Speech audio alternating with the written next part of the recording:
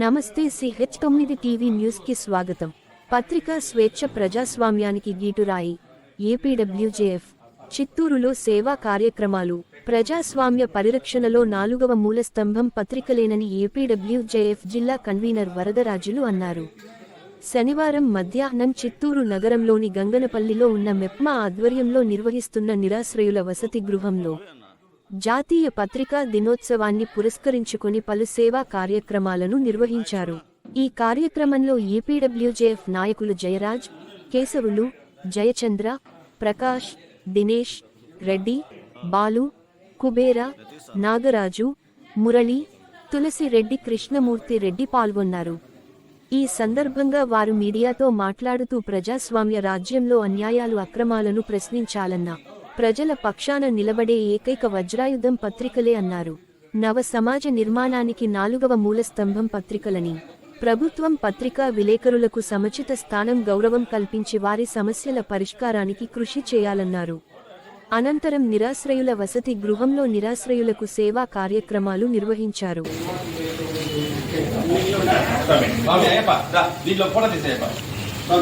అన్ని పంపిస్తాను.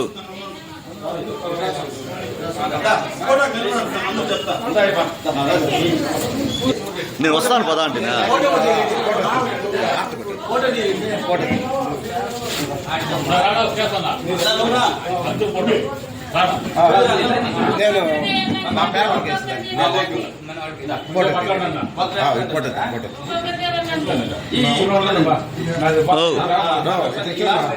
చూడ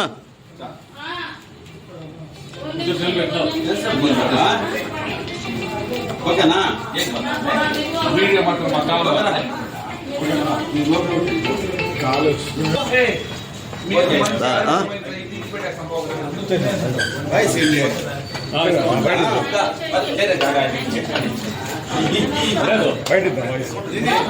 ఇక్కడే ఇచ్చాను, ఇక్కడే బాగుంటుంది.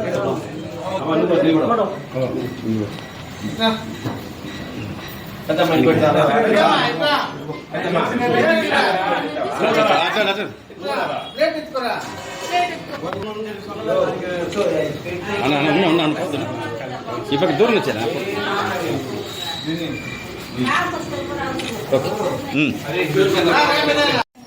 అన్నా ఓకేనా? పత్రికా దినోత్సవం సందర్భంగా ఈరోజు అన్ని వర్గాల ప్రజలకు శుభాకాంక్షలు. ప్రజాస్వామ్యంలో పత్రికా స్వేచ్ఛ అనేది ఎంతో ముఖ్యమైనది. ఎందుకంటే ప్రజల గొంతుగా రాజ్యానికి వినిపించాలనుకుంటే పత్రికలే ప్రధాన పాత్ర పోషిస్తున్నాయి.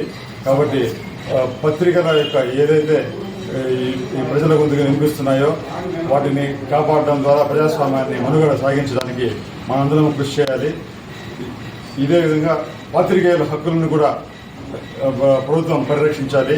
పాత్రికేయులకి న్యాయబద్ధంగా ఏవైతే రావాల్సి ఉన్నాయో హక్కులు, వాటికి సంబంధించిన విషయంలో కూడా ప్రభుత్వం చొరవ తీసుకొని న్యాయం చేయాలి. అదేవిధంగా జర్నలిస్టులకి ఆరోగ్య బీమా, జర్నలిస్టుల ఇళ్ల స్థలాలు, జర్నలిస్టుల అక్రెడిటేషన్ విషయంలో కూడా ప్రభుత్వం సానుకూలంగా స్పందించి న్యాయం చేయాలనేది మా విజ్ఞప్తి. ప్రజాస్వామ్యాన్ని కాపాడడంలో ఏ విధంగా అయితే పాత్రికేయులు నిరంతరం కృషి చేస్తున్నారో వాళ్ళందరికీ కూడా ఈ ప్రజాస్వామ్య పత్రికా స్వేచ్ఛ దినోత్సవం సందర్భంగా శుభాకాంక్షలు తెలియజేస్తున్నాను. అందులో భాగంగానే ఈరోజు ఆంధ్రప్రదేశ్ వర్కింగ్ జర్నలిస్ట్ ఫెడరేషన్ ఆధ్వర్యంలో పట్టణ నిరాశ్రయుల కేంద్రంలో ఉన్నటువంటి వారందరికీ కూడా మనము ఈరోజు సేవా కార్యక్రమాలు జరిపాము.